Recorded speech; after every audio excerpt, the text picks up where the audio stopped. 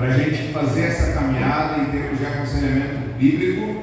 Você veio aqui para aprender, certo? A gente refletiu um pouquinho sobre o que é aconselhamento bíblico, como que ele funciona na prática, e aí para poder conhecer um pouquinho mais os irmãos, né, compreender aqui a nossa caminhada. Você conseguiu imprimir a apostila? Alguém conseguiu? Levanta a mão aí. Ninguém. Certo. Os irmãos receberam? Vamos dar um jeito aí para os irmãos receberem. E aí para amanhã, os irmãos, para hoje à noite, os irmãos conseguirem de manhã imprimirem. E aí virem com caneta, com prancheta também para poderem anotar, porque nós veremos muito, as irmãs ali estão com um papel muito bom, vai ajudar bastante, porque nós veremos muitas informações, né? Meu nome é Onéias, conforme os nossos amigos aí já mencionaram. Sou casado com a Marilis, o Samuel e a Sara, né? Mandar um grande abraço a todos. Gostariam de estar aqui conosco, conforme foi mencionado. Eu sou pastor em Iracemápolis, na primeira igreja batista lá em Iracemápolis. E o meu desejo por aconselhamento bíblico, ele surgiu devido às dificuldades que eu pessoalmente fui encontrando desde a infância. Lutas que todos nós passamos, né? Eu sempre fui, desde pequeno, fui acima do peso. E aí você vai encontrando dificuldades com as demais crianças, depois na adolescência. E eu lembro quando eu era pequeno, ainda júnior, quando acabava o culto, eu lembro que eu ficava encostado nas muretas da igreja, olhando as crianças brincarem, correrem, e eu júnior ainda, eu falava, essas crianças são muito bobas, né? Elas estão brincando aqui, e amanhã elas têm que ir para a escola, a gente vai ter que ir para a escola, e terça, quarta, quinta, sexta, sábado alguma coisa diferente, domingo a gente está aqui.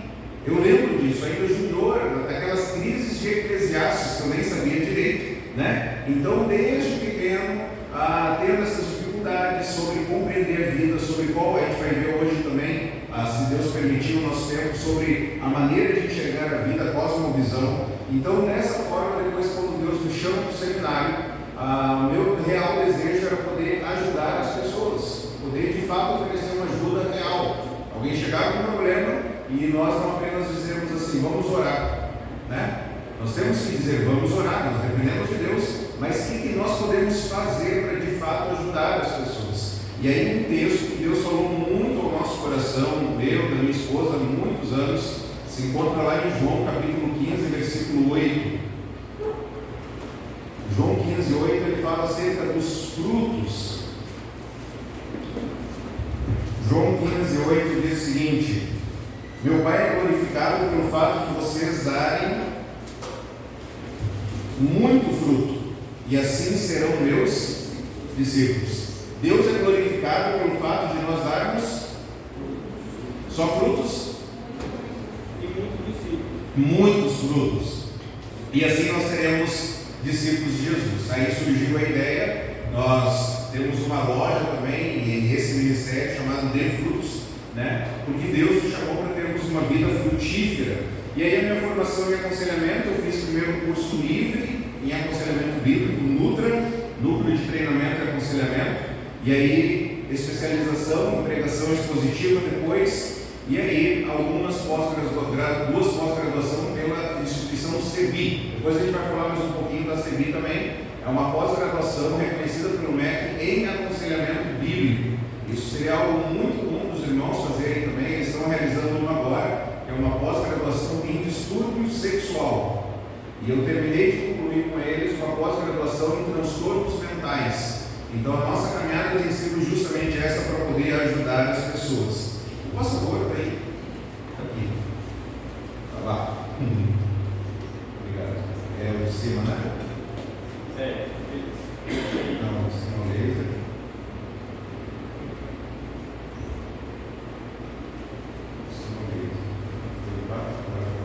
Ok, os objetivos então, na nossa caminhada aí nesses 3 encontros, é um objetivo duplo. Primeiramente é compreender o que é aconselhamento bíblico, que ele é fundamentado na palavra de Deus, e ela é suficiente para tratar os problemas não orgânicos do ser humano.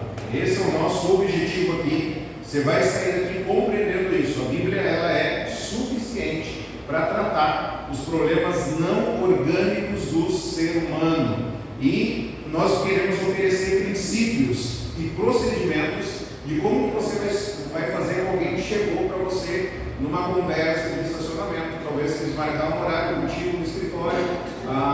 Eu preciso de ajuda, o que eu faço? E você vai saber então o que fazer na prática. Quantos pastores tem aqui ou líderes de igreja? Levante a mão. Levanta a mão, seminarista também pode levantar. Temos médicos aqui, pode levantar a mão se é médico. Psicólogos ou psiquiatras? Tem? Não tem? Ok, nós vamos caminhar aí. E as nossas disciplinas, nós veremos primeiramente no nosso encontro hoje sobre o que é aconselhamento bíblico e a suficiência das escrituras, compreendendo também um pouco da história do aconselhamento bíblico.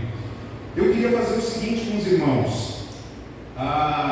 O nosso pensamento inicial era que nós tivéssemos 3 horas nessa noite, mas nós não vamos conseguir ter. Eu tenho até 9h30, então eu tenho 1h30 para tentar dar um conteúdo de 3 horas para os irmãos. Isso é uma missão impossível, certo? E eu tinha pensado a gente fazer um intervalo. A gente caminharia uns 45 minutos, 50 minutos, um intervalo, depois nós voltaríamos. E eu quero convidar os irmãos a fazer uma proposta para a gente não ter um intervalo e caminhar direto até 9h30. Os irmãos topam isso? Porque se a gente fizer o intervalo, a gente perde mais do que a hora. E aí, na hora que a gente voltasse do intervalo, nós iríamos sortear esse livro aqui. Esse nome desse livro aqui é Fundamentos Teológicos do Aconselhamento Bíblico. Nós iríamos sortear ele para aqueles que estivessem no horário da volta. Mas a gente segura esse sorteio para amanhã, ok? Quem estiver aqui dentro do salão às 9 horas da manhã, vai ter o café. Tem que ter café, né? Vai ter o café até umas 8h30, mais ou menos, 8h30, alguma coisa. 9 horas nós começamos. Quem estiver aqui dentro do salão, 9 horas, concorre a esse livro aqui, e depois do intervalo da manhã também a gente sorteia um outro, tá bom? Então nós veremos acerca dessa semente, o que é o aconselhamento bíblico. Na aula de amanhã nós veremos quem governa o homem e por que ele faz o que ele faz, ok? Isso é muito importante. Por que as pessoas fazem o que elas fazem? Alguém que é irado, por que ela é irada? Alguém que adulterou, por que ela adulterou? Por que as pessoas fazem o que elas fazem? Essa aula que os irmãos verão amanhã de manhã é uma aula que é conteúdo de pós-graduação, ok? Então nós vamos caminhar desde o básico, vamos caminhar no intermediário e vamos pincelar áreas avançadas aqui. Então você tem que estar preparado. A aula de hoje pode ser um pouco cansativa de informações, mas ela é fundamental, porque se você concorda comigo nos fundamentos, você vai ter que concordar comigo nos desdobramentos. Então, quando nós olharmos hoje os fundamentos do aconselhamento bíblico, é porque a partir de amanhã a gente começa a fazer os desdobramentos acerca desse fundamento, ok? Depois, na parte da tarde, nós veremos sobre como identificar e solucionar problemas, porque nós temos conflito, somos seres humanos, temos conflito, nós veremos dessa forma. E aí, por fim, à noite, na permissão do Senhor, como traçar um plano bíblico de mudança. Aí é prática total. Você vai sair daqui com uma folhinha na mão, sabendo como fazer essa prática em ação. Então, compreendendo o aconselhamento bíblico, eu quero te ouvir agora. Eu quero que você responda para mim o que é aconselhamento. O que é aconselhamento? A pergunta é essa. São só essas palavras aí. O que é aconselhamento? Quem pode responder aí? Quem é o primeiro? A primeira?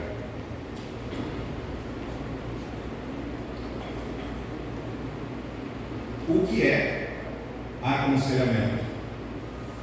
Pode ser passar algo que eu aprendi. Ótimo, temos algo muito bom aí. Passar algo que eu aprendi. Está vendo aconselhamento, está vendo aprendizado. Há um aprendizado também. O que mais? Auxílio. Direcionamento.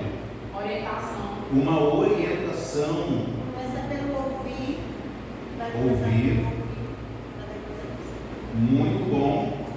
Olha que legal. E aí a grande pergunta agora para os irmãos é: quando que o aconselhamento, quando que alguém fala, o outro ouve, alguém dá orientação, direção. Quem mais que os irmãos falaram? Quando que isso ocorre?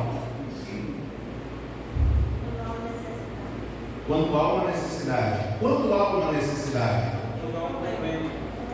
Quando que é um problema? Posso botar um pouquinho para cima? Não está saindo a luz ali. Quando que é um problema?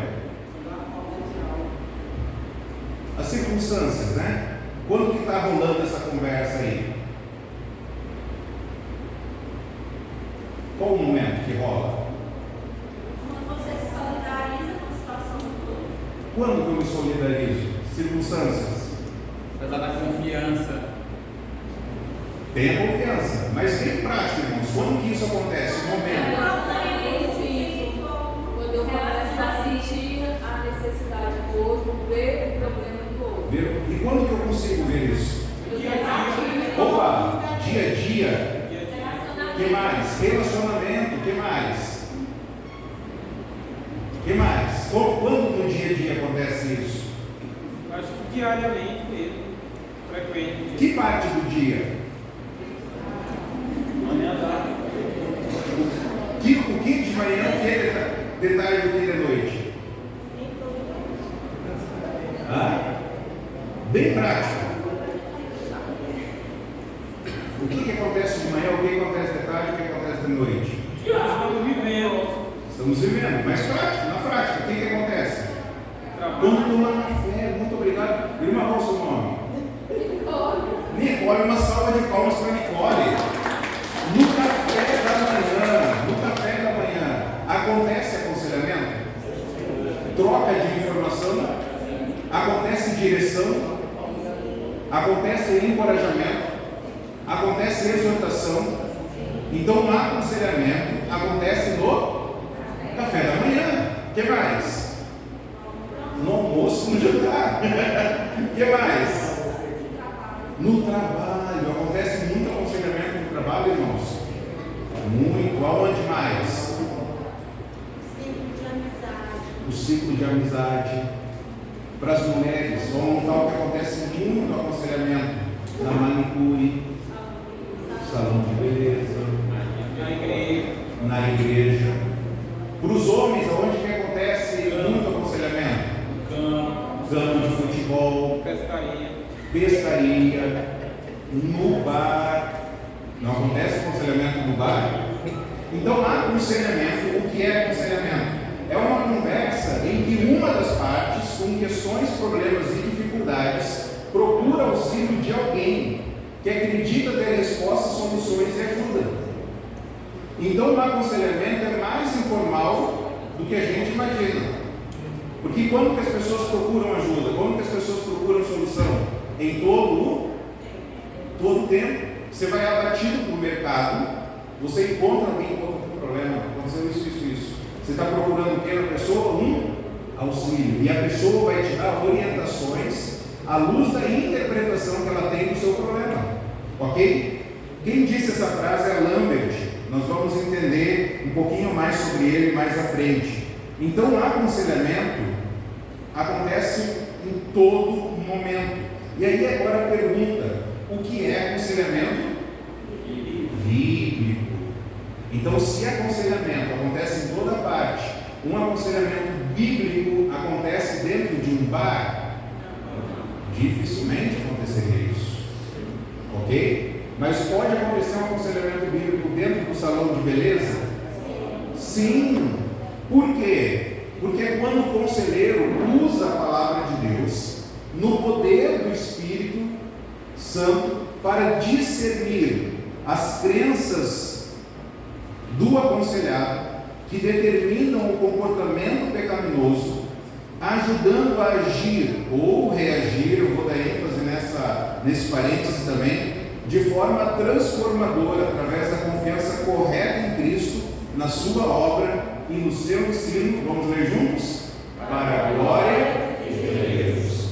Vamos entender isso. Então, o aconselhamento bíblico é quando o conselheiro for usar o quê? A Bíblia. Não é o que eu acho, é o que Deus acha. E eu vou fazer isso no poder do Espírito Santo. Porque eu não tenho condições de mudar ninguém. Quem muda é o Senhor, através da sua palavra, por meio do seu Santo Espírito. E aí eu vou ajudar a pessoa a entender o que ela crê. Então, por exemplo, você ouve muito as pessoas dizerem: fulano está com um problema emocional. Você não ouve isso? Sim ou não? O nosso foco no aconselhamento bíblico não são as emoções. Anote isso. O nosso foco no aconselhamento bíblico não são as emoções. Porque as emoções são resultado. Nós veremos isso no porquê o homem faz o que faz. As emoções são resultados do que ele pensa. E os pensamentos são resultados daquilo que ele acredita. Então o nosso foco está na crença. Nós queremos ver por que a pessoa crê, no que ela crê. Então o aconselhamento bíblico é quando o conselheiro faz isso. Eu achava que a minha definição estava grande, né? Não está grande? E aí eu estava lendo esse livro no voo, vindo para cá. Tem alguns exemplares ali, tem apenas 8. O nome desse livro significa o seguinte: criando uma cultura de cuidado na igreja.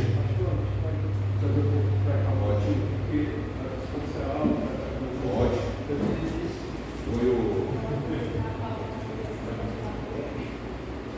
Desculpa aí, meu irmão. Eu acho até melhor ficar mais perto dos irmãos. Figura aqui. Você achou minha cabeça grande? Ele está tirando foto ali. Está trabalhando. Está estragando a foto. Está brilhantando a foto. Tá. Está brilhantando. Uma mente brilhante.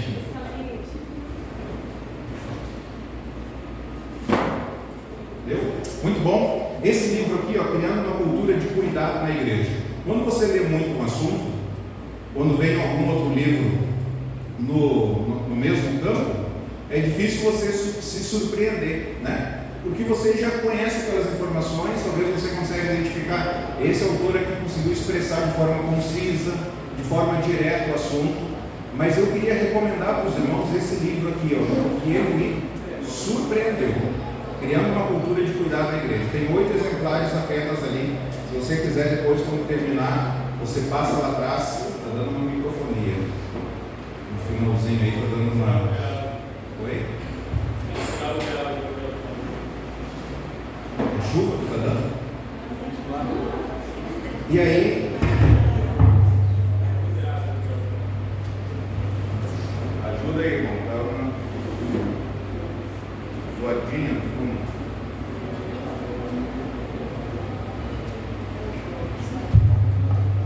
E aí nesse livro aqui, o autor dele, olha como ele define aconselhamento bíblico. Aconselhamento bíblico, você não precisa tentar anotar porque está grande, tá bom? Aconselhamento bíblico é um ministério de discipulado pessoal do povo de Deus a outros, que se processa sobre a supervisão da igreja de Deus, dependente da autoridade, da suficiência das Escrituras e da ação do Espírito Santo. O aconselhamento bíblico busca reorientar os desejos, os sentimentos, os pensamentos, os comportamentos e a adoração rumo a uma antropologia concebida por Deus, visando restaurar pessoas a uma comunhão correta com Deus e com os outros. Isso é alcançado falando a verdade em amor, aplicando as Escrituras conforme a necessidade do momento, consolando os que sofrem, chamando os pecadores ao arrependimento e dessa maneira trabalhando para torná-los maduros conforme perseveram em Jesus Cristo. Amém?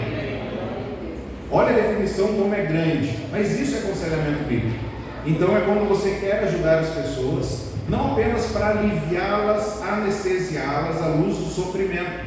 Você quer ajudar elas a viver para a glória de Deus. Esse é o nosso foco. Então vai haver momentos que nós vamos falar que você precisa reagir ao sofrimento de uma forma que glorifique a Deus. Nós não temos no nosso meio, infelizmente eu estou generalizando, né? Mas nós não temos em nosso meio uma teologia do sofrimento, uma perspectiva do sofrimento. O que Deus acha do sofrimento? A gente fala pouco disso, refletimos pouco disso. E o próprio Senhor Jesus disse que no mundo nós teríamos o quê? Aflições. Na nossa caminhada é uma caminhada de sofrimento. Então são sofredores que vão ajudar outros sofredores a sofrerem de uma forma que glorifique a Deus. É isso que é aconselhamento. Oi? Tem que ter uma paciência. Consciência. Exatamente. Exatamente. A gente vai se sentir, é como se Deus fosse injusto. É natural de nós veremos isso, se Deus permitir hoje, senão a gente empurra para amanhã. É natural de nós, quando nós estamos sofrendo, nós falamos, Deus, por que isso está acontecendo? Por quê? Nós veremos a resposta bíblica para isso. Então, aconselhamento é um discipulado em profundidade. E aí, nós queremos ver também a diferença do aconselhamento bíblico para o aconselhamento secular, para o aconselhamento cristão, ok? Começando no aconselhamento bíblico, um pouco da história do aconselhamento bíblico. Nós podemos dizer que a igreja do Senhor Jesus, até o século XX, ela procurava cumprir a sua missão pastoral no mundo, testemunhando a presença de Deus no mundo e ajudando as pessoas. Com o avanço do liberalismo teológico no protestantismo, a igreja foi afetada, porque a ênfase agora não é mais em Deus, a ênfase é no homem. A igreja, ao invés de ser teocêntrica, Deus no centro, se tornou antropocêntrica, o homem no centro. Então os estudos, eles ao invés de se tornarem estudos teológicos, os estudos se tornaram sociológicos, antropológicos apenas, sem olhar para o que Deus acha. A tarefa do aconselhamento, então, depois do século XX, ela foi passada para a psicologia. A igreja não sabe mais tratar problemas não orgânicos. E aí a igreja, o que ela faz? Procura um psicólogo. Se o caso é muito grave, procura um psiquiatra. Se é mais grave ainda, vai te internar, miserável. Vai te internar. Jay Adams, quando isso tudo começou a acontecer, ele foi muito importante porque ele começou um processo de resgate do aconselhamento bíblico através do seu livro Conselheiro Capaz. Anote o nome aí, porque não vai estar na sua apostila, tá? Conselheiro Capaz, o nome do livro. Se você quiser uma doação, procure o pastor Luiz, que ele tem na biblioteca dele esse livro. Jay Adams, então,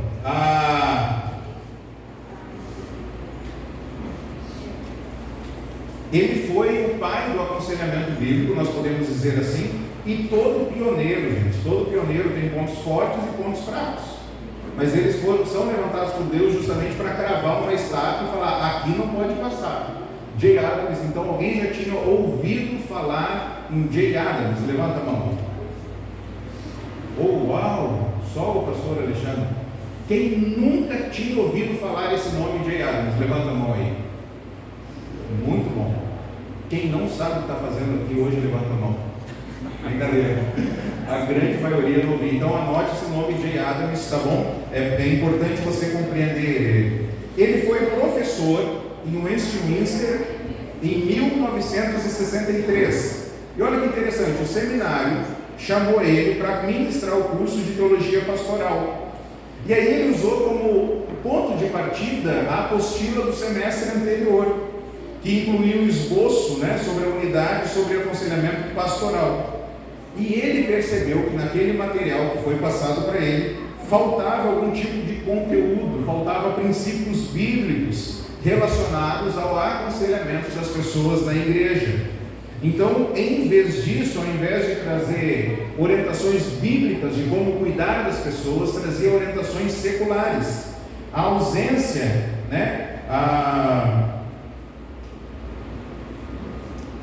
A ausência, então, nessa área levou Jay Adams a fazer uma pesquisa e tornar isso disponível. À medida que Jay Adams desenvolvia, então, o seu pensamento, e o conteúdo da disciplina, as suas aulas se tornaram, então, o livro Conselheiro Capaz, que foi escrito em 1970. Esse foi o primeiro livro, então, sobre aconselhamento pastoral e cuidado da alma. Estou tentando pular aqui algumas partes, devido ao nosso tempo. E aí, quando ele lança esse livro, há um grande rebuliço, obviamente, na igreja, vira de cabeça para baixo, e aí para distinguir o que estava acontecendo, o que ele estava propondo, ele começou a usar o termo noutético, ok? Esse termo noutético vem do grego, que foi usado pelo apóstolo Paulo, né? E aí dando a ideia para descrever esse aconselhamento bíblico. Então é normal quando você pensar em aconselhamento bíblico, você ouça também, ou vá ouvir, porque agora você vai começar a estudar sobre aconselhamento noutético, como resultado do ensino, dos treinamentos, dos livros. J. Adams se tornou conhecido, e aí ele é usado por Deus para fundar a associação de conselheiros cristãos, uma fundação de conselheiros cristãos e aconselhamento. E aí depois é fundado também a Associação Nacional de Conselheiros Noutéticos, também depois, que é a ABCB no Brasil.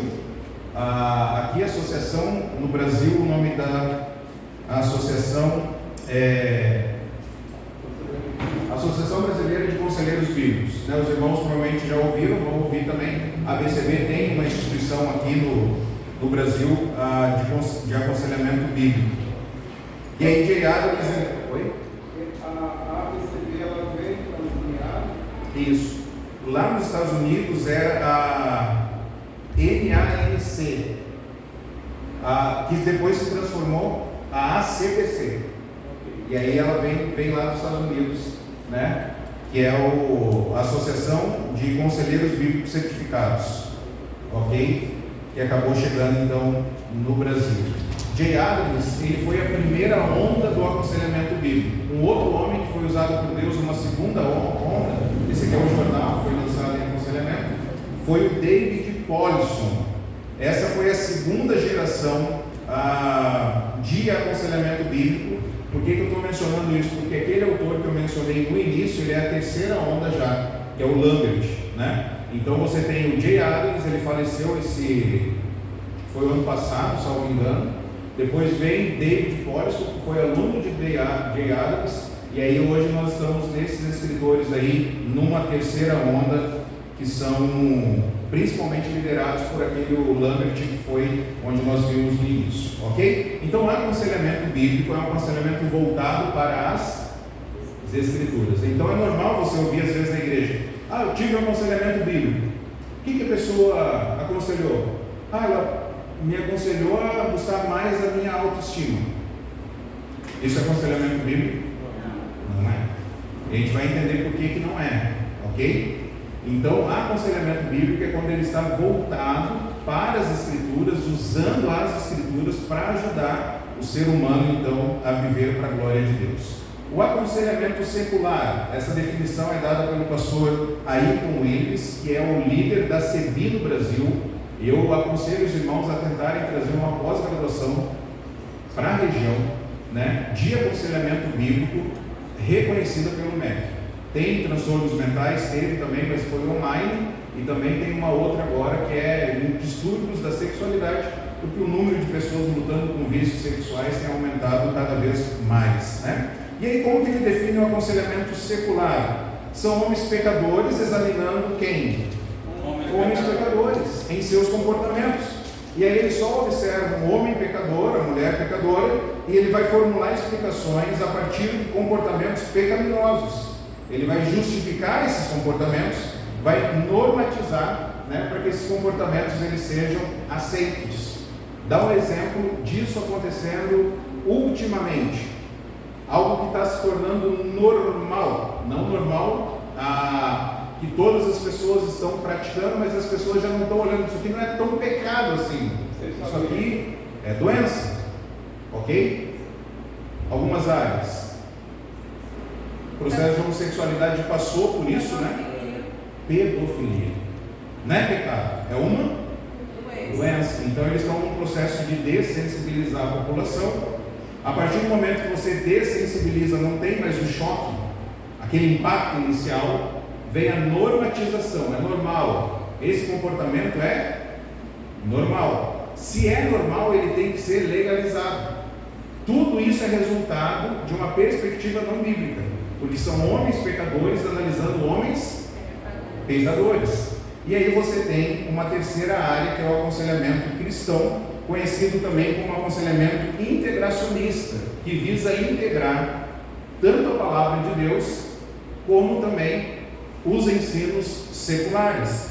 Então o integracionismo ele surgiu na década de 50, onde a psicologia estava em alta, né? A psicologia já havia invadido as igrejas, e aí houve um abandono da verdade, da autoridade das escrituras, e aí fez com que pastores e líderes olhassem para as ciências sociais como uma autoridade. Se essas pessoas falaram, então está falado, e agora nós temos que integrar isso com a palavra de Deus. O modelo de aconselhamento integracionista visa muitas vezes o sucesso nos relacionamentos pessoais. O foco não é a glória de Deus. Vou te dar um exemplo de como que visa o sucesso. Você já ouviu falar na pirâmide de Maslow? O objetivo é que no final de tudo você obtenha o quê? Autorrealização. Você tem o quê? Sucesso. Quanto mais as suas necessidades forem supridas, maior é a sua chance de obter o quê? Sucesso. Isso aí é uma verdade bíblica ou isso aí é uma afronta à verdade bíblica? É uma afronta. Se você não concorda comigo, não fique, não vai embora, tá bom? Fique até o final para você conseguir compreender, que eu vou mostrar toda a fundamentação disso. Mas por que é uma afronta? Porque o próprio Senhor Jesus disse: se alguém quiser me acompanhar, negue-se mesmo. Tome sua cruz e siga. E se necessário for, nós vamos negar as nossas necessidades, conforme o mundo diz. Nós veremos o que Jesus diz sobre necessidade. O mundo está dizendo que nós temos 5 áreas de necessidade. Jesus também falou isso. Qual que é a necessidade à luz do que o Senhor Jesus falou? Então o integracionismo busca recursos das ciências sociais como fundamento de seus ensinamentos, que buscam intercalar a Bíblia com aquilo que almejam alcançar. Quando nós vermos acerca de cosmovisão, vai ficar muito clara a visão do aconselhamento bíblico para esse aconselhamento cristão. Então o que acontece nas nossas igrejas? O que mais acontece? Aconselhamento bíblico, aconselhamento secular, total ausência da palavra, ou aconselhamento cristão? O que mais acontece nas igrejas aí dentro da sua opinião? Cristão é o que mais acontece, né? O povo está em moda, né? Sim. E aí é integracionista, né? Você hoje tem pastores que são verdadeiros coaches. Sim. Por isso que talvez o aconselhamento cristão está em volta, né? Pastor, uma pergunta. Sim. Porque o senhor fez uma afirmação de que negar a si mesmo é a gente negar as nossas necessidades. Que pode envolver as nossas necessidades, né? A afirmação que eu ouvi daqui, talvez eu estivesse cochilando, né? Mas o que eu ouvi foi isso: é que negar a si mesmo corresponde a negar as nossas necessidades. Sim. Para atender as necessidades da glória de Deus. Então eu queria que você fosse mais claro sobre isso, porque nós temos necessidades reais que Cristo promete suprir. Aí eu queria que você fosse mais claro sobre. Ok. Para não ficar duvidoso. Ok. Eu vou dar uma resposta panorâmica agora, mas suficiente, acredito eu, para satisfazer. E aí depois, numa outra parte que a gente vai aprofundar especificamente na questão das necessidades, ok? Então, por exemplo,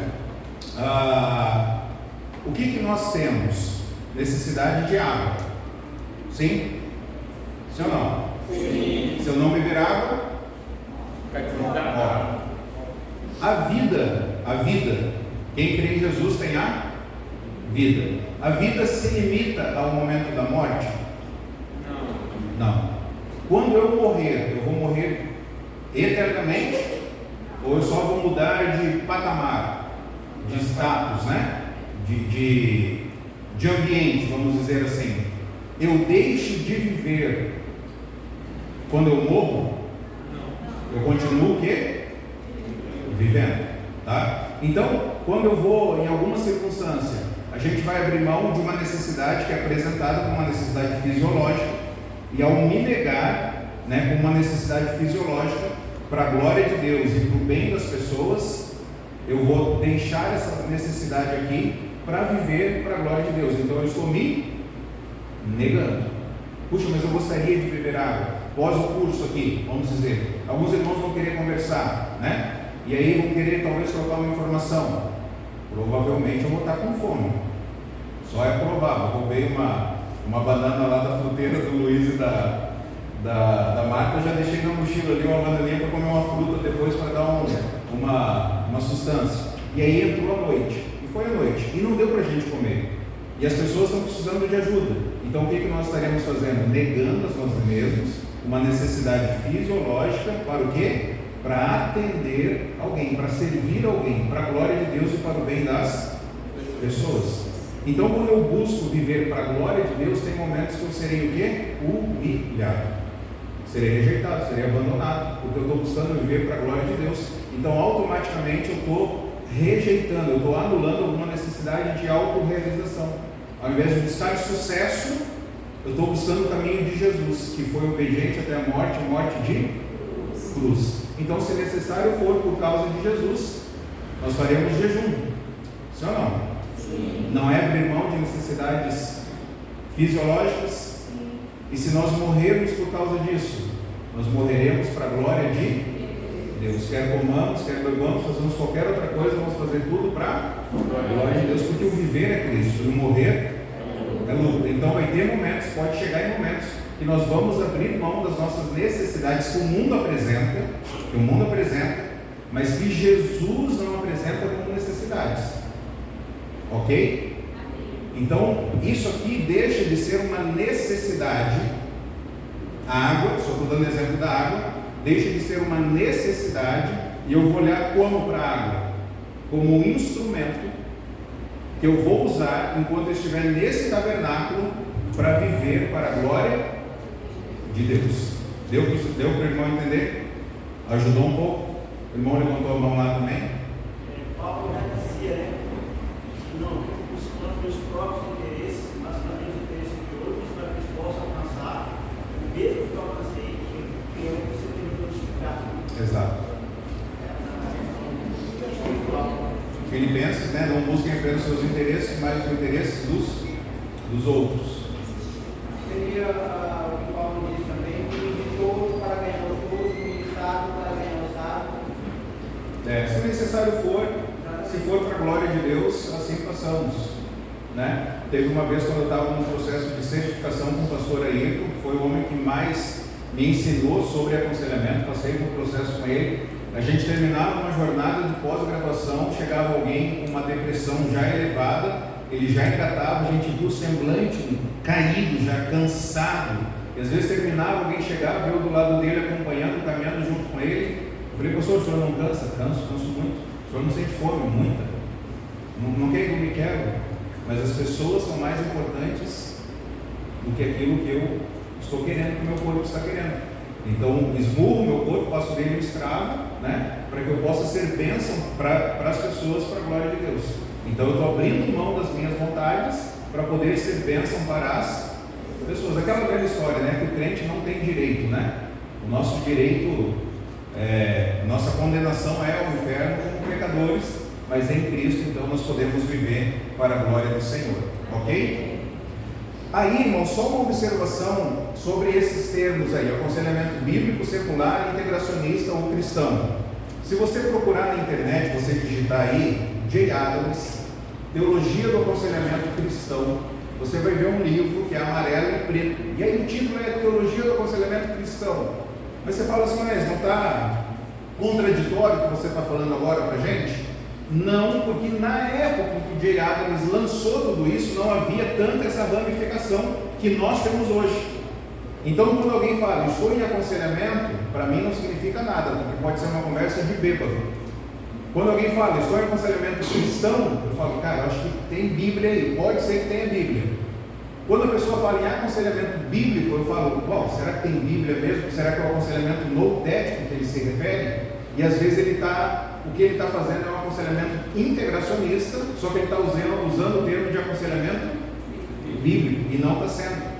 Então, quando nós pregamos a palavra de Deus, o culto deve ser exposição bíblica, abrir a Bíblia, ler a Bíblia, explicar a Bíblia e aplicar a Bíblia. E quando nós vamos para o escritório, deve haver um aconselhamento bíblico, né? Olhando para a palavra do Senhor. Então, quando nós, conforme eu mencionei lá no início, conforme nós olhamos, qual que é a nossa cosmovisão, quando nós olhamos para tudo isso, algumas perguntas que a gente precisa responder. Qual a origem do homem? De onde que ele veio? Criacionismo ou evolucionismo?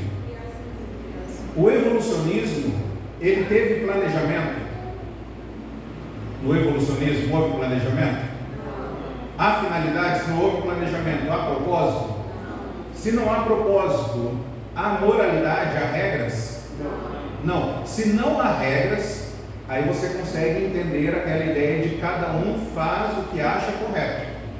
E aí você tem aquela frase conhecida que é: o que importa é ser feliz, porque cada pessoa vai estar buscando o seu próprio significado existencial. Aquilo que ela vê da vida, ela fala: é isso que eu acho que eu devo viver. E aí você talvez já falou isso, você já ouviu isso nas igrejas. Nossa, estou passando um problema no casamento. Problemão. Faz aquilo que te faz feliz. Não, faz aquilo que Deus vai ser mais glorificado. Esse é o aconselhamento bíblico. Não, mas o que me faz feliz, nós como pecadores, né? Às vezes o que nos faz feliz não é xingar alguém, meter a mão na orelha de alguém, esbravejar, né? Olho por olho, dente por dente, não dá aquela satisfação. A pessoa me feriu, eu vou ferir ela também. Só que é isso que nós aprendemos com Jesus? Não é isso. Então, nós precisamos entender qual que é a origem do homem. Se nós temos no criacionismo, houve um planejamento? No criacionismo? Sim. Temos uma evolucionista no nosso meio. Eu não sei qual é o que falou sobre uma piada. Se houve planejamento, houve propósito. Se há propósito, há moralidade. E se há moralidade, se há regras a serem seguidas, então eu devo viver à luz do projeto original de Deus. E o projeto original de Deus é viver para a glória dele. Nós veremos isso especificamente hoje à noite. Nós precisamos responder qual é o estado do homem, como que ele é. O homem é essencialmente bom, o homem é humanidade. O homem é essencialmente bom ou ele é corrompido? Corrompido, né? Eu tenho uma menininha de 3 anos agora, nasceu coisa mais linda. Hoje foi o primeiro dia que ela cortou o cabelo. Falei: amor, você vai cortar o cabelo de bebê, meu amor, né? Foi lá cortar o cabelo, minha esposa mandou as fotos, a Sarinha nasceu, coisa linda. Mas ela já nasceu pecadora. A essência dela a natureza dela é de pecado. Eu não ensino de forma como um professor para ela pecar, mas ela peca porque ela já nasceu sabendo. O ser humano já nasce sabendo enganar, já nasce sabendo mentir, porque ele já nasce pecador. Então qual que é o estado do homem? Por que as pessoas agem como agem? A gente precisa responder. A pessoa está com depressão, procurou aconselhamento para você. Por que ela está deprimida? Porque falta psicotrópico? Ou talvez as crenças dela estão desajustadas? E aqui é importante a gente falar também o que é determinante e o que é influência, ok? Por que as pessoas agem como agem? O que é determinante e o que é influência? A irmã está na TPM, tá? Fica mais mansa, mais tranquila, tem aquela música calmo, sereno e tranquilo. É a música das irmãs quando estão na TPM, não é verdade? Não é não. Existem fatores orgânicos que estão influenciando as irmãs, sim ou não? Sim. Mas a irmã xingou, a irmã falou um palavrão, a irmã foi irada, a irmã arremessou a panela de pressão no marido. Aí ele chega de confronto e fala assim: você pecou. Aí você responde assim: eu pequei por causa da TPM. Eu pequei porque eu sou pecadora. E eu preciso de Jesus para me ajudar a lutar contra os impulsos orgânicos que eu estou tendo. Por isso que eu trouxe a banana ali. Porque se eu não trouxer a banana, na hora que der o intervalo com a fome que eu vou estar, intervalo não, né? Na hora que a gente concluir aqui, o que tiver na frente, a gente... Coitado do cachorrinho se passar, né? Todo felizinho, já vira churrasquinho, né? Então, lutar contra. Por que as pessoas agem como agem? Por que as crianças são problemáticas? Por quê? porque elas são pecadoras. Nós precisamos responder também: é possível restaurar o ser humano? Qual que é o plano, o método utilizado para solucionar os problemas ou provocar mudanças? A pessoa de Jesus é principal ou é secundária nessa conversa, né? Qual que é o método de santificação? Nós precisamos responder tudo isso. Precisamos responder também qual que é o propósito do homem, qual que é a finalidade dele e qual que é a fonte de autoridade para essa questão. Uma vez eu recebi alguém para aconselhamento, a pessoa usou um rótulo lá com 3 termos desconhecidos para mim. Eu falei: gente do céu. Aí se você pega um dicionário bíblico, um termo comum aqui para nós, depressão, você vai procurar no dicionário bíblico, você não vai encontrar a palavra depressão. E se você não faz um pensamento bíblico, uma reflexão bíblica, a sua conclusão vai ser logo: a palavra de Deus é insuficiente, porque o ser humano tem um problema real, tem lutas reais e a Bíblia não é suficiente para tratar. Então vai para a psicologia, porque eles têm um manual lá, vai para a psiquiatria, porque eles têm um livro lá grosso, que eles vão atualizando conforme o passar dos anos, que lá eles falam que é depressão, e aí lá eles vão poder te ajudar. Ou eu posso ouvir a pessoa, ouvir a história dela, ouvir acerca dos seus medos, acerca dos seus temores, acerca daquilo que dá alegria para ela, acerca do ambiente que ela está inserida, pedir a ela para ir no médico, fazer alguns exames, se tem algumas questões orgânicas, e aí talvez eu vou poder identificar desse termo depressão que é tão complexo, eu talvez vou poder identificar que talvez ela está lutando contra a culpa. Ela fez algo no passado que ela não consegue se libertar, ou fizeram algo com ela que ela não consegue se libertar. Ou talvez ela está lutando contra a tristeza, ou o abatimento, ou desânimo. E aí são elementos diferentes que eu vou isolar isso para poder tratar. Então é possível restaurar o ser humano, e eu preciso responder quem que é a fonte de autoridade no assunto em questão. Então, quando chegou aquela pessoa procurando aconselhamento e usou um termo de 3 palavras totalmente desconhecidas para mim, falei: gente do céu, e agora? O que eu faço? Vamos conversar. E no final você vai entender como que é essa conversa, né? Falei: vamos conversar, vamos bater papo. Aí no final de tudo eu falei: já entendi o que você está lutando. Você está lutando com ira, meu irmão. Você está lutando com mentira, você é um mentiroso. Não falei dessa forma, né? A gente fala com compaixão, a gente fala com graça. Mas eu falei: identifiquei, matei a charada. Ira e mentira são esses problemas. Mas se eu me apego ao rótulo, eu vou falar: procure o psiquiatra. Então, nós precisamos entender qual que é a fonte de autoridade. Qual que é a nossa cosmovisão, então? Criação, queda e redenção. Vamos ver juntos? Criação, queda e redenção. Deus nos criou, tá bom? Nós vamos ver o que aconteceu de errado e como que nós podemos ser restaurados. Então, abra sua Bíblia lá em Gênesis, capítulo 1, nós veremos Gênesis 1, 26. Alguém pode ler para nós? Os irmãos viram porque é importante amanhã os irmãos estarem com a apostila com caneta, né? Porque é muita informação aí, os irmãos irem pegando. A apostila vai te ajudar um pouco. Você vai receber esses slides na apostila, então você consegue ir anotando só o preenchimento do lado, fica mais fácil.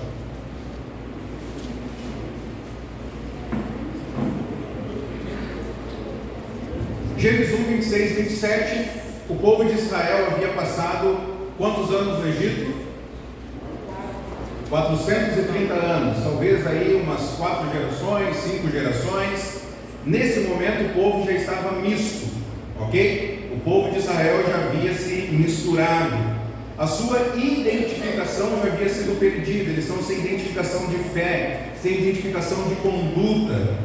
Eles estavam influenciados pelo politeísmo egípcio. Eles estavam sem lei, eles estavam sem história, eles estavam sem mandamentos, eles estavam sem estatutos. Moisés então escreve Gênesis, que significa o quê?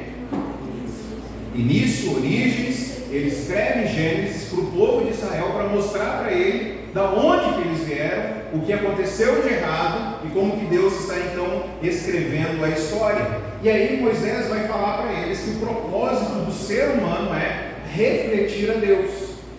Gênesis 1, 26, quem pode ler?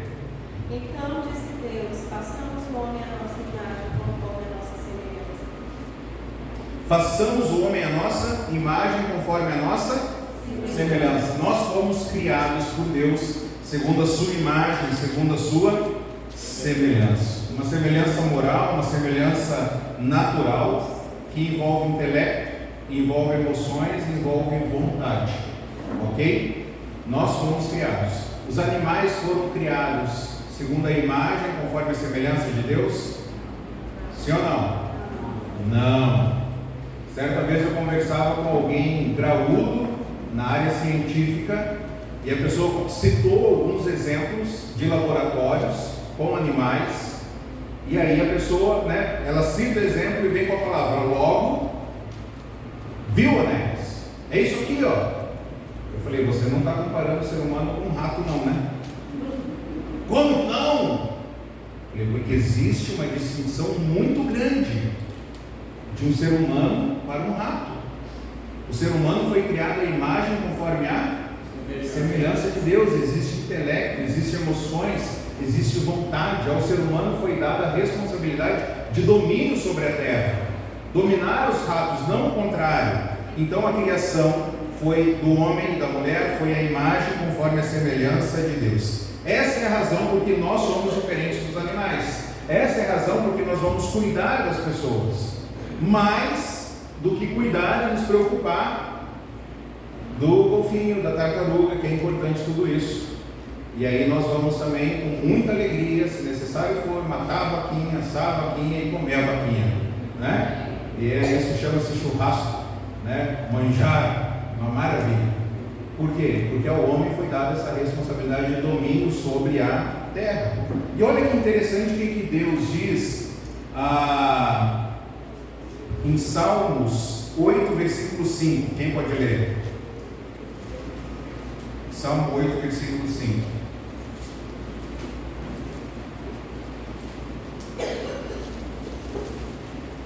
Salmo 8, versículo 5.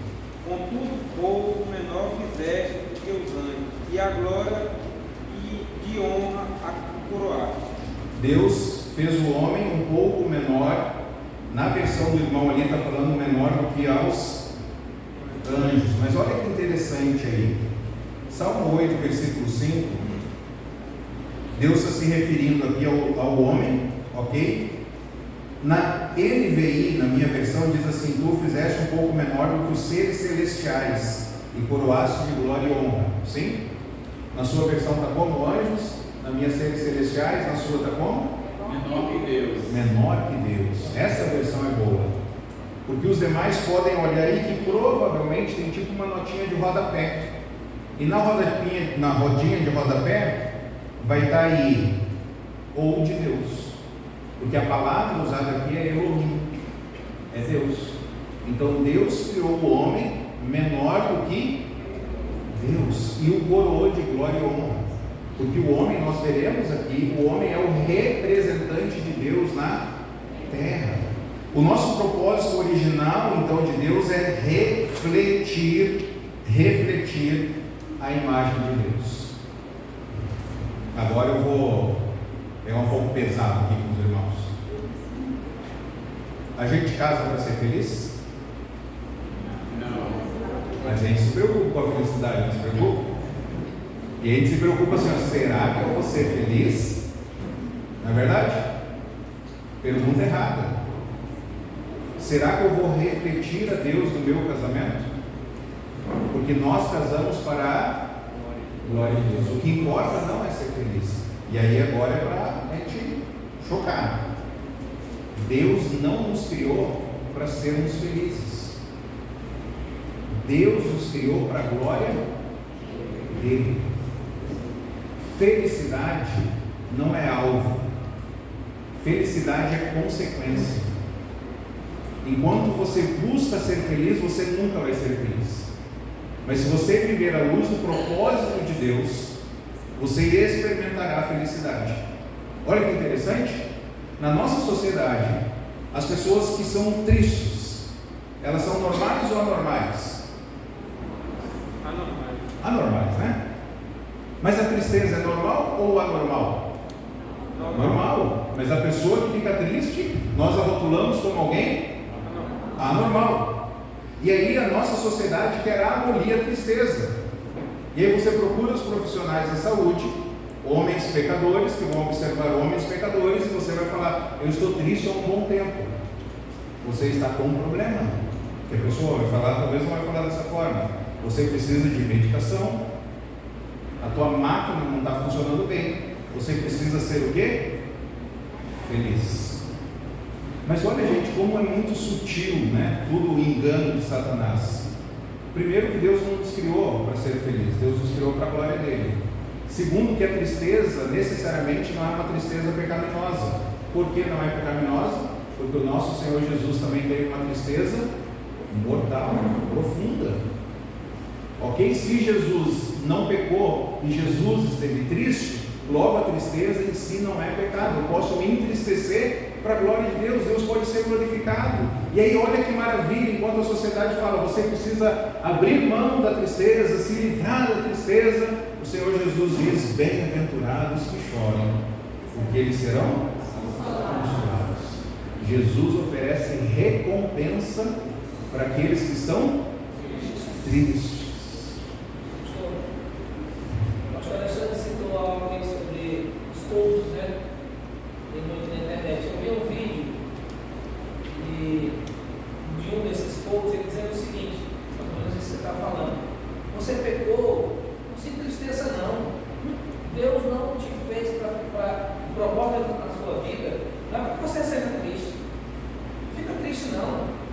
Assim, relativizando o pecado, sabe?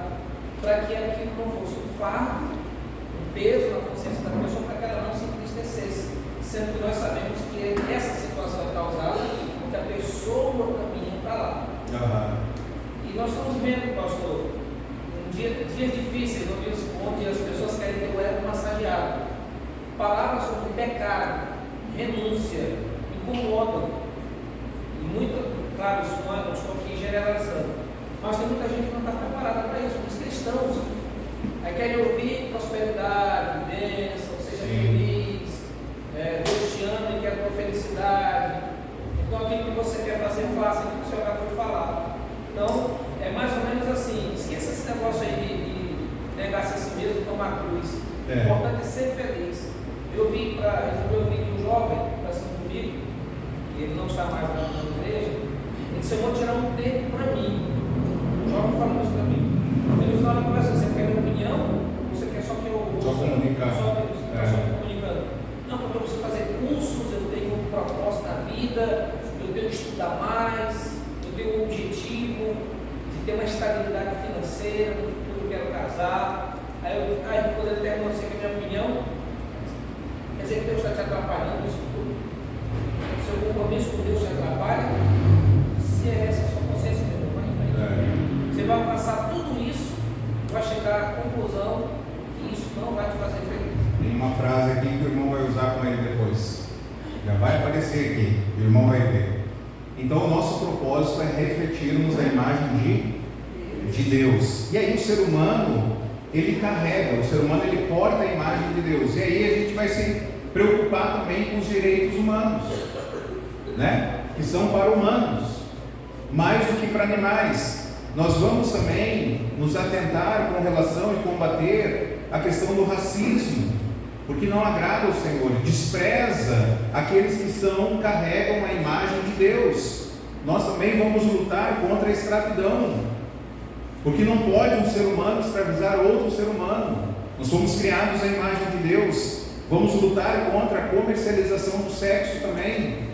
Pessoas que foram criadas à imagem de Deus, elas negociando a si mesmas. Nós vamos combater também o machismo. Vamos combater também o feminismo. Nós veremos também, se Deus permitir nessa noite, da onde que surgiu o machismo, da onde que surgiu o feminismo. Nós vamos combater também a questão do aborto, porque são seres humanos criados à imagem de Deus. Nós lemos Gênesis 1, 26 e 27, e alguém continue agora lendo, por favor, do 28 até o 30. O segundo propósito do ser humano é representar a Deus. O primeiro qual que é? Refletir a Deus. O segundo é representar a Deus. Gênesis 1, 28 a 30. Deus os abençoou e disse: sejam fecundos, multipliquem-se, e enchem a terra e sujeitem-na. Tenham domínio sobre os peixes do mar, sobre as aves do céu e sobre todo animal que se rasteja na terra. Dominar, muito obrigado. Deus colocou então um jardim agradável, protegido, bem regado, o ser humano representar a Deus. Ele é o administrador. E olha que interessante aquele Salmo 8, né, que nós vimos. Vamos ler juntos? Tu fizeste um pouco menor do que seres celestiais e o coroaste de glória e honra. Tu fizeste dominar sobre as obras das tuas mãos, sobre os seus pés tudo puseste. Todos os rebanhos e manadas e até o animais selvagens, as aves do céu, os peixes do mar e tudo que percorre as veredas dos mares. Então Deus deu toda a criação para nós exercermos domínio. Cabe a nós então cuidarmos da criação. As pessoas hoje, vou pegar pesado de novo, hein? É aconselhamento bíblico, né? Que a gente está vendo. Voltem amanhã, tá? Vem até o final. As pessoas hoje, você já viu que elas se referem aos bichos como o meu filho, a minha filha, dia disso, dia daquilo. E os filhos? Não vou ter filho. Filho encrenca, filho dá trabalho. O bicho não. O bicho a gente pode ir lá, o bicho dá mais amor pra gente.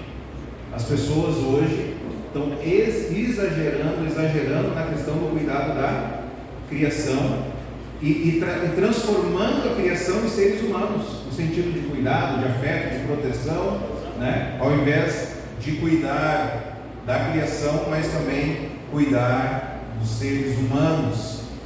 Em Gênesis 2,15, quem pode ler para nós? Gênesis 2,15.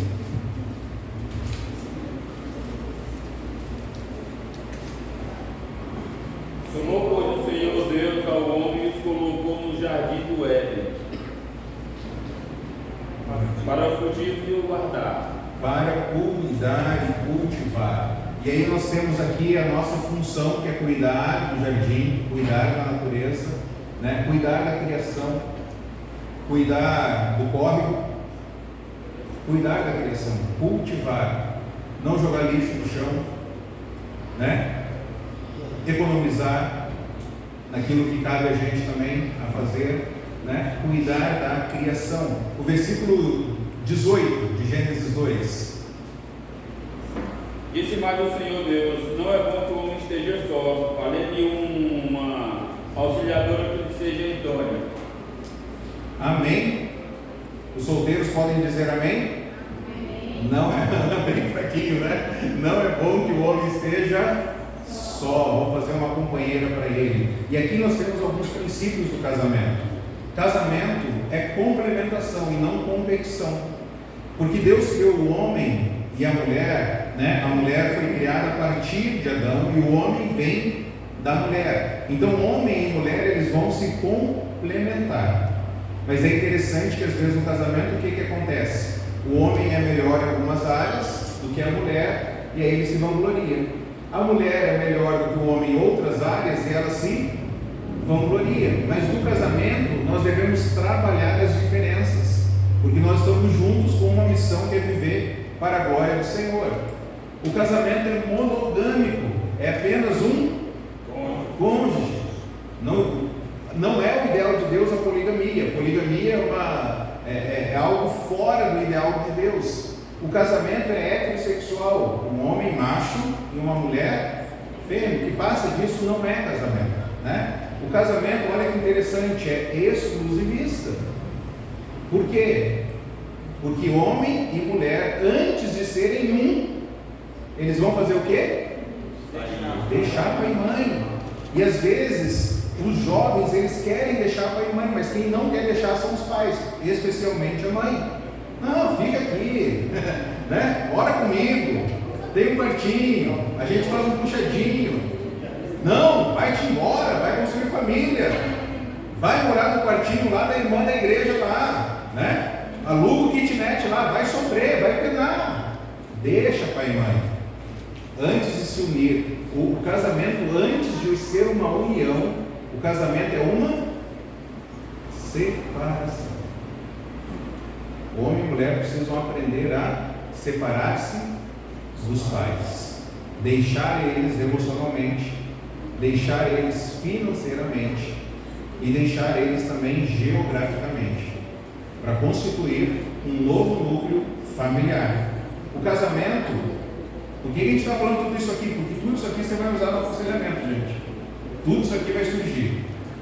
O casamento, ele é íntimo. Ele vai se unir à sua mulher. Olha só, irmãos, depois de deixar pai e mãe, depois que deixou pai e mãe, vai haver intimidade. E hoje em dia as pessoas estão tendo intimidade antes de fazer uma aliança. As pessoas estão tendo sexo normal hoje, antes de casarem. E o plano de Deus é: deixa pai e mãe, e aí sim você vai se unir, vai se tornar um só. E o casamento é companheirismo, não individualismo. Lembra porque Deus deu a missão para Adão de cuidar e cultivar o jardim? Quem que vai auxiliar ele? A mulher. Uma vez, num aconselhamento, uma irmã, ela estava chorando porque ela disse o seguinte: eu quero ser auxiliadora, eu quero ser submissa, mas o meu marido não tem missão. As mulheres não precisam ter medo da palavra submissão, porque a palavra submissão significa estar debaixo de uma missão. Então, o homem recebe de Deus a missão e a mulher vai auxiliar ele nessa missão. E as mulheres, elas têm um sexto sentido, não tem? Verdade. Sim ou não? Verdade. Quando a mulher fala, isso aí vai dar errado, hein? Pode esperar. Aí os homens falam, vira essa boca para lá. Não, que Deus já revelou para ela, Deus já mostrou para ela. Vai dar errado, sai que é laço, né? Teve algumas ocasiões que aconteceu isso com a minha esposa. Um dia ela chegou para mim e falou: tu te prepare com aquela pessoa lá. Era alguém de autoridade, né, sobre mim. Tu te prepara lá com aquela pessoa que vai se lascar, cara. Não fala isso do ungido do Senhor, o profeta das nações, separado com Deus, né? Briguei com ela. É a bronca da minha esposa. Ela falou: depois não vai falar que eu não te avisei, tá? Cara, eu não tinha visto nada. De repente a araputa foi armada. Aí eu cheguei para ela e aconteceu como ela tinha falado. Eu falei: amor, nunca mais na minha vida. O que tu falar para você, o mais esdrúxulo possível, eu vou ouvir. Aí teve um dia, né, isso há muitos anos atrás, ela chegou e falou assim: não conversa com aquela irmã lá, tá? Beleza. Ela viu algo que eu não vi, né? Ela falou: não conversa mais com aquela irmã. Beleza, não converso mais. Tá longe, né? Então, Deus deu a capacidade para a mulher de ser auxiliadora, estar debaixo de uma missão. E olha que interessante, irmã, só um parênteses aqui. Hoje em dia as pessoas aí na sociedade, elas esculhambam aí com relação à palavra submissão, né? E aí as irmãs talvez tenham até vergonha. Porque as pessoas confundem essa questão de submissão e subserviência. Sim. Aí quando lê um texto, principalmente o pessoal que não tem da Bíblia, quando lê, a mulher tem que ser submissa ao homem. Então acho que tem que ter 10 pessoas que são cristãs que já acham que submissão é subserviência. Exatamente, irmã. Muito obrigado. Bebi água que eu perdi. A gente estava falando de submissão. Algo muito interessante. Quando Deus fala para a mulher de ser auxiliadora em Gênesis 2, ele usa um termo ali que é usado só para 2 pessoas na Bíblia. O termo que Deus usa para auxiliadora lá em Gênesis. Só aparece aquele texto, aquela palavra usada para a mulher e para mais uma pessoa na Bíblia. Sabe para quem? Para Deus. Só. Por exemplo, quando a Bíblia diz que Deus é o nosso socorro, Deus é o nosso auxílio. Chega a arrepiar, irmãos. A palavra que Deus usa para a mulher, de ser auxiliadora, é uma palavra tão especial que ele fala: isso aqui eu uso só para mim, tá? Quando a irmã está sendo auxiliadora, a irmã está refletindo quem Deus é. Quando a irmã está socorrendo o seu marido, quando a irmã está auxiliando ele, Quando a irmã está ajudando ele, a irmã está refletindo quem Deus é. O seu marido é um pecador miserável, cabeça dura, ele não vai te ouvir, e ele vai prestar contas dele para Deus, mas você cumpriu o seu dever, você cumpriu o seu papel, ok?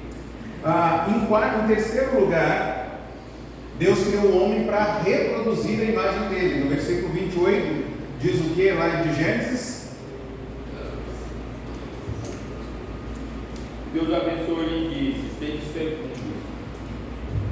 Sejam fecundes, encham a terra. Deus então dá ao homem e à mulher o dever de multiplicar, ok? Então, ou seja, a ideia de ter filhos.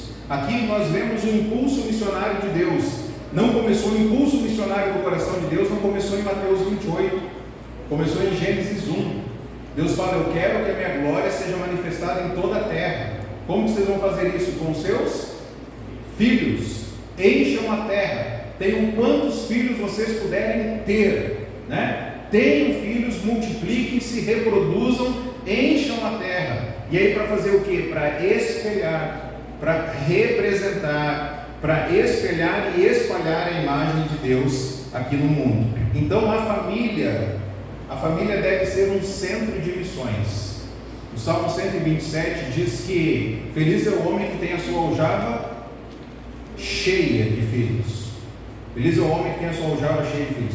Feliz é o homem que não tem filho, ele não sabe o que é felicidade. Feliz é o homem que tem um filho, 2 filhos, 3 filhos, opa, está começando a encher. 4 filhos, 5 filhos. Aí quem tem tudo isso, a gente fala: é louco?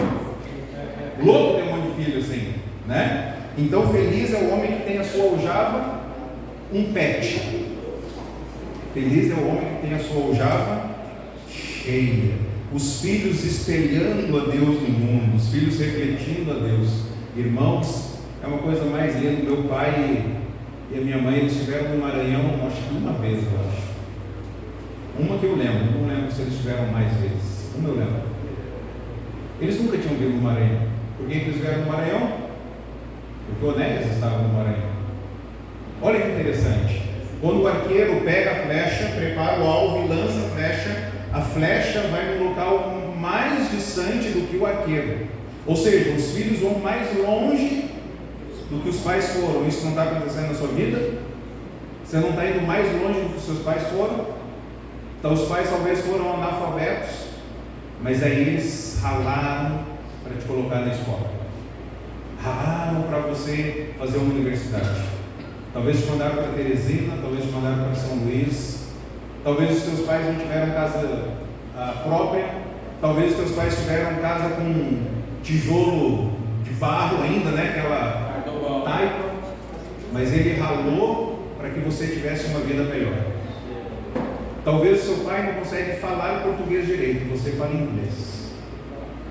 Por que isso? Porque você está indo mais longe do que os seus pais foram. E o nosso dever então é preparar os nossos filhos para que eles possam ir mais longe do que nós fomos e irem mais longe para a glória de Deus. Filho, não importa para onde você vai, mas vai para a glória de Deus, filho.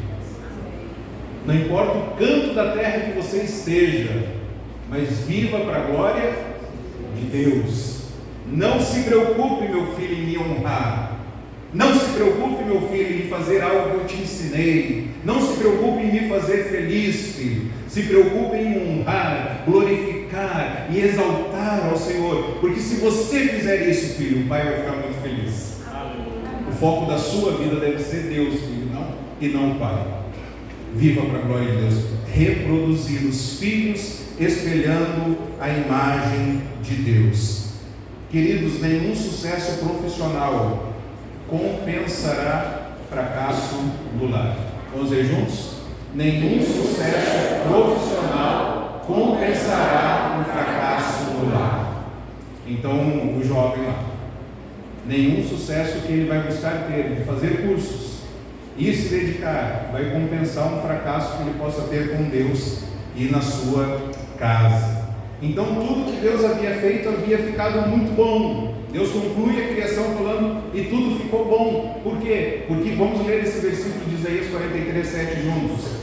Todo que é chamado pelo meu nome, a quem criei para a minha glória, a quem formei e fiz. Querido irmão, tu foi criado para a glória de Deus.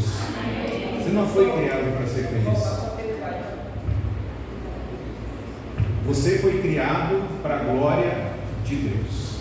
Eu tenho um iPad que está ali na mochila. Aquele iPad eu ganhei. E aí um dia o irmão que me ligou, ele falou, né, você tem um iPad aqui, eu ganhei um outro da empresa, você quer? Eu quero, mas você vai ter que parcelar isso aí várias vezes. Não, né, só estou perguntando se você quer ele. Ah, eu quero, então estou te dando ele. Não, meu irmão, eu compro ele, não tem problema não, eu compro. Eu estou te dando, né? Estou te dando para a glória de Deus. É isso que você está me ensinando, a viver para a glória de Deus. Então eu estou te dando para a glória de Deus. Nós fomos criados para a glória do Senhor.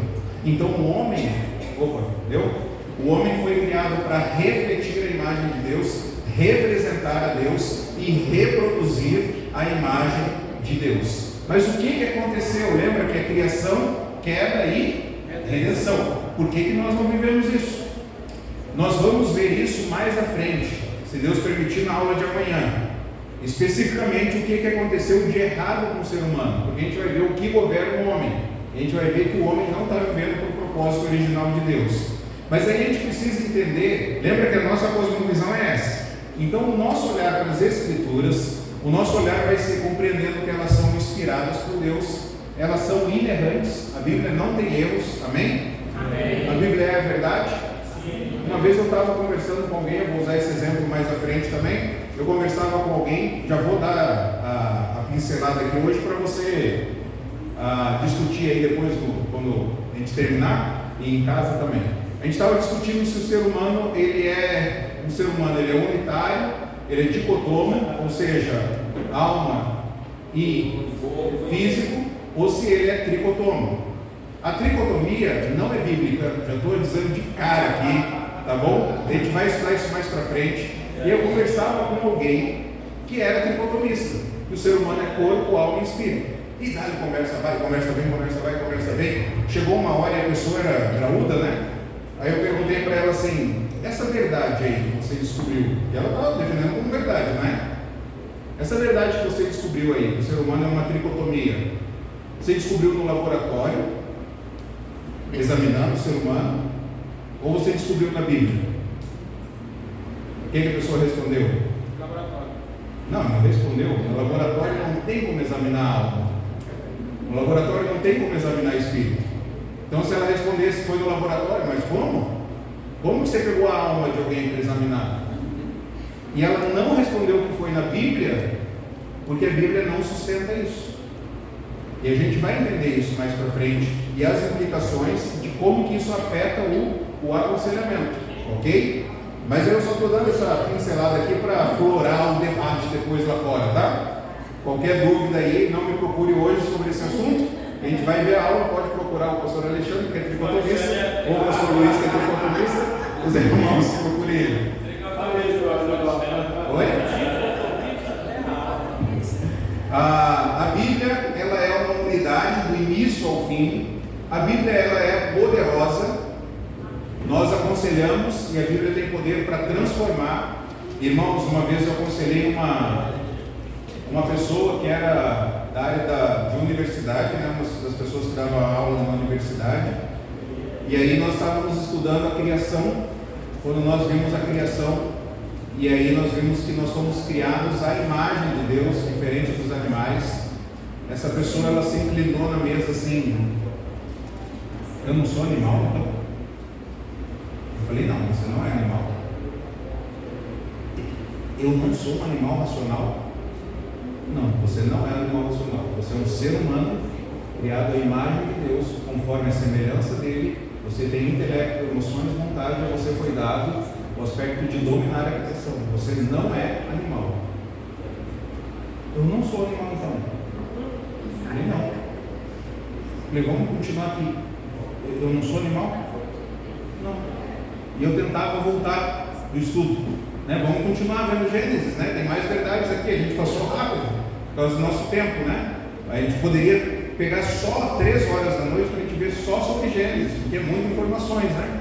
E aí vamos continuar aqui estudando Gênesis. Então eu não sou animal. Não. Gente, desse jeito. Aí inclinou de lado aqui na frente. E eu continuei falando e a pessoa, eu não sou animal. Não. Tá bom, não preciso falar mais nada não. Vamos orar. Eu não sou animal. Gente, a pessoa resolveu o problema dela ao ela entender que ela não era um animal. Olha o que a sociedade está fazendo. Porque se você é um animal, você vai viver com base nos seus instintos. E nós fomos criados para viver para a glória de Deus. Ela começou a fazer as conexões na cabeça dela de tudo isso. Ela falou, entendi. Nunca mais voltou no aconselhamento. Às vezes ela fala alguma coisa, muito obrigado. Eu não sou animal. Muito obrigado. Está em Gênesis, cara, a vida inteira na igreja. A vida inteira na igreja, né? Então, a palavra de Deus é poderosa, não é Onéias, é a palavra de Deus. A gente está estudando tudo isso aqui, porque você vai ter que abrir a Bíblia em Gênesis para aconselhar. Você vai começar em Gênesis. A gente vai ver isso lá no último dia. A palavra de Deus é viva, a palavra de Deus é permanente, a palavra de Deus é necessária para a salvação e a palavra de Deus é suficiente para transformar. E o nosso tempinho que nos resta, a gente vai pegar aqui o suficiente para transformar. Quem pode ler Salmos 19, versículo 7?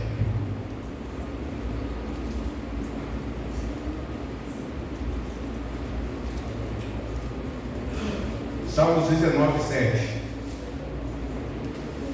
Tudo isso aqui que a gente viu até agora, a gente ia ver essa parte aqui também, para o intervalo. Segura aí um pouquinho, irmã. Para você imaginar que vai ficar um período inteiro sem a gente ministrar. Então a gente vai tentar terminar o conteúdo. E a gente precisa que amanhã você respeite certinho os horários, porque a gente está com 1h30 a menos. Tá bom? Eu estava olhando aqui e ia dar certinho, eu tinha anotado aqui, intervalo. Então a gente estava vendo tudo isso aqui, iria para o intervalo e voltaria depois, não agora, né? 9h30, agora já estava caminhando para o fim. Mas a gente iria ver mais 1h30, tá bom? Então vamos lá, com isso aqui a gente conclui. Essa parte vai demorar um pouquinho, não tanto, mas a gente conclui aqui. Salmos 19, versículo 7. A lei do Senhor é perfeita, melhor a água. Os testemunhos do Senhor são dignos de confiança, e tornam sábios e experientes. Amém, amém. Não responda dentro do aconselhamento bíblico. Responda à luz do que você ouve daquela porta ali para fora, tá bom? E responda forte aí. Quem cuida da alma do ser humano? Ih, responderam fraco. Pode responder, não tem problema. Quem cuida da alma do ser humano? Senhor. Aí. O psicólogo, não é verdade? Isso é uma herança da tricotomia. A tricotomia diz que quem cuida do corpo é o médico, quem cuida do espírito é o pastor, e quem cuida da alma é o psicólogo. Alguém acertou aí? Eu estava ouvindo o Senhor, eu acho. Quem cuida da alma é o psicólogo. Mas aí a gente chega em Salmos 19, 7, que fala que a lei do Senhor é perfeita e ela vai restaurar a alma. A lei do Senhor é perfeita e ela vai revigorar. A ideia de perfeita da palavra é que ela é inteira, ela é inerrante, ela é suficiente, ela é completa. Se a lei do Senhor é perfeita, a lei se refere à Bíblia, certo? Olha o que o texto está dizendo. A lei do Senhor é perfeita. Se ele está falando que ela é completa, ela é inteira, Deus errou a outra informação? Não, também é perfeito, porque a lei do Senhor é perfeita. Então Deus, o Criador do homem, está falando que quem vai tratar da alma do homem? A Bíblia. A Bíblia vai tratar da alma do homem. É a Bíblia Bíblia que vai restaurar, é a Bíblia que vai refrigerar, é a Bíblia que vai converter, é a Bíblia que vai revigorar, é a Bíblia que vai refrescar a alma do homem. No Salmo 119, 92, diz: se a tua lei não fosse o meu prazer, o sofrimento já teria me destruído. No Salmo 119, versículo 50, o salmista diz: a tua promessa dá-me vida, revive-me. Então a lei do Senhor, a promessa do Senhor nos dá vida. Quem pode ler 2 Timóteo 3, 16 e 17? 2 Timóteo 3, 16 e 17. Toda a escritura é inspirada por Deus e útil para o ensino, para a repreensão, para a correção e para a educação na justiça, a fim de que o servo de Deus seja perfeito e perfeitamente habilitado para toda boa obra. Muito obrigado, eu gosto muito dessa versão.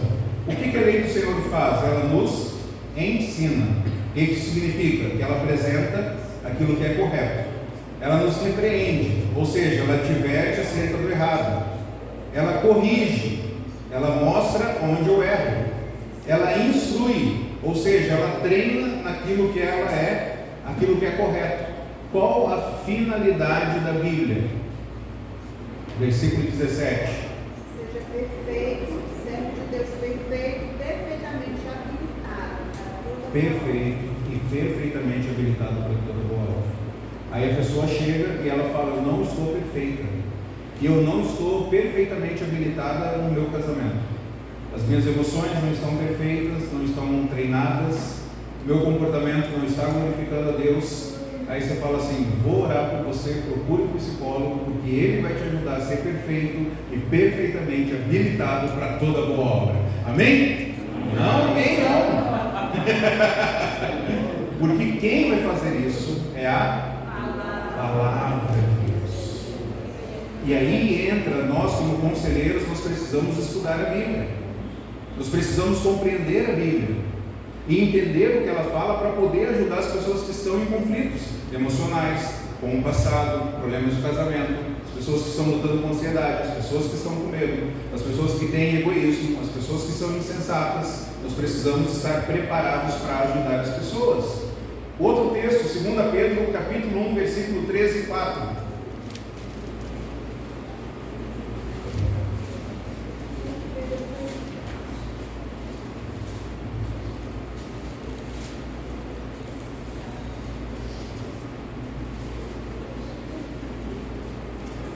Quem pode ler 2 Pedro 1, 3 e 4? Seu divino poder nos deu tudo o que necessitamos para a vida e para a piedade, por meio do pleno conhecimento daquele que nos chamou para a sua própria glória e virtude. Dessa maneira, ele nos deu as suas grandiosas e preciosas promessas, para que por elas vocês se tornassem participantes da natureza divina e fugissem da corrupção que há no mundo causada pela corrupção. Amém. O Senhor nos deu o quê? Tudo o que nós o quê? Necessitamos. Só a palavra necessidade aí. Deus já nos deu tudo o que nós necessitamos para o quê? Para a vida, para viver. Nós já temos tudo o que nós precisamos para viver. E quando Pedro falou isso, já existia psicologia? Já existia sociologia? Já existia essas ciências, pedagogia, já existia tudo isso? Não existia. Deus está falando: eu já tenho tudo que vocês precisam para a vida e para a piedade, já está revelado aqui. Para viver o correto, já tem tudo. Seja para perdoar, seja para lidar com ansiedade, relacionamentos rompidos, falta de domínio próprio, ira, nós temos a palavra de Deus. Obviamente a palavra de Deus, o propósito da palavra de Deus não é nos dizer como que tira a microfonia do microfone. A palavra de Deus foi deixada para isso? Não. Então quando nós estamos dizendo que a Bíblia é suficiente, está relacionado para entender, compreender e tratar o ser humano. Nós já temos todas as informações com relação ao ser humano, os seus problemas não orgânicos, nós já temos na palavra de Deus. Está revelado.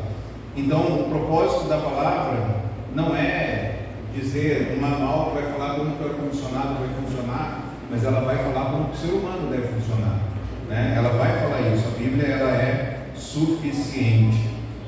A Bíblia, é importante destacar aqui que nós, como conselheiros, nós não somos contrários à medicina. Pelo contrário, eu mencionei lá no início, uma das primeiras coisas que nós devemos fazer como conselheiros, foi falar da microfonia, e veio.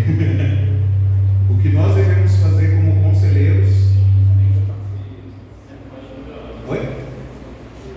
o que nós devemos fazer como conselheiros, quando a pessoa chega, é encaminhá-la para o médico, pedir para que ela faça exames, verificar se existem problemas orgânicos que ela tem passado, se tem algumas desordens físicas, né? E o conselheiro, então, ele vai trabalhar junto com o médico nesse processo. E aí, para nós, então a Bíblia, ela é suficiente. Quando nós falarmos isso, a Bíblia é suficiente para tratar o ser humano. Para concluir, o que Satanás faz com relação à Bíblia? Ele ataca. Lá em Gênesis 2, o que Satanás fez? Gênesis 3, ele atacou a palavra de Deus. O que mais que ele faz? Ele distorce. Satanás distorce a Bíblia, conforme na tentação de Jesus. E o que ele faz? Ele retira a palavra de Deus lá na parábola do semeador. Você consegue entender por que você fica com sono quando está tendo pregação?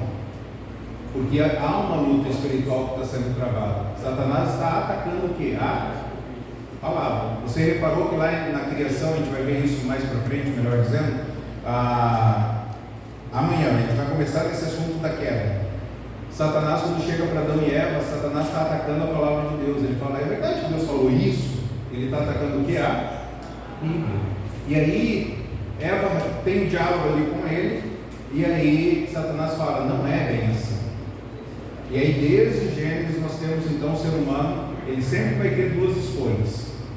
Uma escolha a ser feita, ou ele vai ouvir a palavra de Deus, ou ele vai ouvir a palavra de Deus, ou ele vai ouvir a Satanás. Isso desde Gênesis até agora, para nós, os nossos dias. Então, que Deus nos abençoe. Amanhã estaremos juntos, café da manhã aqui na igreja. Sim. O problema é que muitos cristãos veem a Bíblia como um livro de regras, e regras podem ser quebradas. E a Bíblia não é um livro de regras, ela é a palavra de Deus.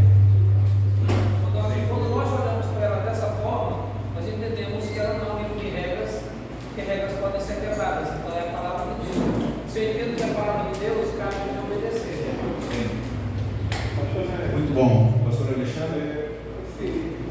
É muito interessante que, às vezes, nós conselheiros, alguém chega, e esse alguém chega para conversar conosco, ele faz uso de remédios, tá certo? Passado por um terapeuta, ou um psicólogo, ou um psicanalista, na verdade o psicólogo faz remédio, ou um psicanalista, né? Ou um psiquiatra. E aí eu percebo, já acompanhei mais assim, na minha ex-igreja, na atual igreja, né? De pessoas que pela fé deixam de tomar esse remédio. Então acho que é muito importante até depois, amanhã, o senhor falar um pouquinho sobre isso, porque senão a gente pode sair daqui, algumas pessoas com essa concepção, não precisa tomar remédio, porque o Onéio, o pastor Onéio lá, diz que a Bíblia é suficiente, então você vai deixar esse tratamento medicinal de lado. E eu acredito que não é bem isso que o Senhor está dizendo. Eu acho que isso é importante você depois falar. Alguém tinha ficado com essa dúvida agora, nesse momento? Tá. Oi? Isso acontece. Porque como a gente está construindo, é importante, por isso que é importante não faltarem amanhã. Alguém amanhã que já planejou não vir? Não, todo mundo planejou vir. É importante ir até o final. Ainda vai planejar também. Oi? Ainda vai planejar não vir.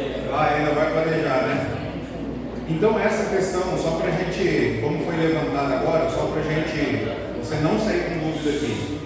A questão dos psicotrópicos é uma coisa que a gente poderia ver só, esses 3 blocos de estudo aqui, a gente poderia ver só sobre isso. Então, só para a gente dar uma pincelada. Quando é aplicado os psicotrópicos para algum paciente, não existem exames que comprovam a necessidade dos psicotrópicos. Essa era a minha dúvida com ela, porque se não paciente, eu trabalho diretamente com isso. Hoje eu dispenso psicotrópicos. E só o que vem é isso. Encaminhamento de psiquiatra, de neuro para psicólogo, e também são os psicotrópicos. O paciente vai perguntando, eu tenho que continuar usando, eu preciso de um psicólogo, eu preciso fazer isso tudo mesmo, será que eu vou ficar bom? Será que... Entendeu? E eu estava dizendo que eu não sei em relação a isso como aconselhar, porque isso é diário.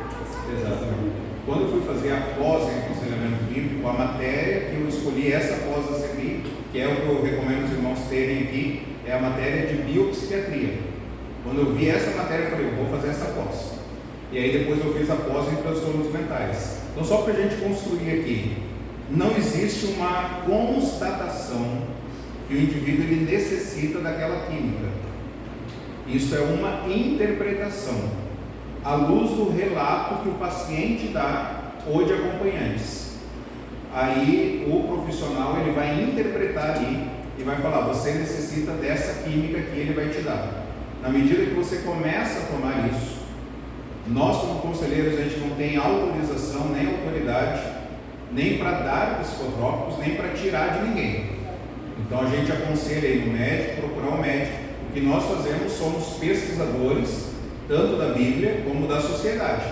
Nós estudamos os seres humanos, queremos entender. Então, na medida que a pessoa começa a tomar os psicotrópicos, lembra disso, não tem exames que comprovam a necessidade que ele precisa daquilo. Mas na medida que ele começa a tomar química, depois ele vai ter que fazer um processo de desmamar. Como que isso vai acontecer no aconselhamento? A pessoa ela vai começar a dar relatos para nós. Estou me sentindo melhor. Estou conseguindo lidar melhor. E aí ela vai falar, estou pensando em parar de tomar. Às vezes ela vai falar, parei de tomar. A gente vai falar, não pare de tomar. Por quê? Porque ela colocou química no organismo dela e essa química ela vai ter que ser retirada aos poucos. Então o que você, aconselhado, vai fazer? Você vai procurar o seu médico e vai falar para ele que você está fazendo terapia cristã, porque o médico não serve para aconselhamento bíblico, né? Você está fazendo terapia, você fala para ele que você está se sentindo bem e se ele pode começar o processo de desmame, e aí você vai seguir a orientação do médico. Então é isso que vai acontecer. O conselheiro ele não tem autorização nem para dar a medicação, nem para tirar a medicação, né? E aí é uma área cinza. Tem pessoas que vão falar, a medicação me ajudou, e tem pessoas que vão falar, a medicação não me ajudou, ela só piorou, ela só agravou. Então, nós podemos depois, não é o nosso objetivo aqui, porque é um assunto muito amplo, mas a gente vai pegar 1 hora, vamos só conversar sobre isso, só sobre psicotrópico. A gente pode conversar também em algum momento sobre isso, não tem problema. Em alguns momentos a gente vai acabar até pincelando alguma coisa ou outra aí. Mas o objetivo do nosso encontro é dar os fundamentos do aconselhamento e para você já saber o que fazer, ok? Certo, pastor Luiz? Lá fora vai ter os livros, se alguém quiser adquirir os livros. No primeiro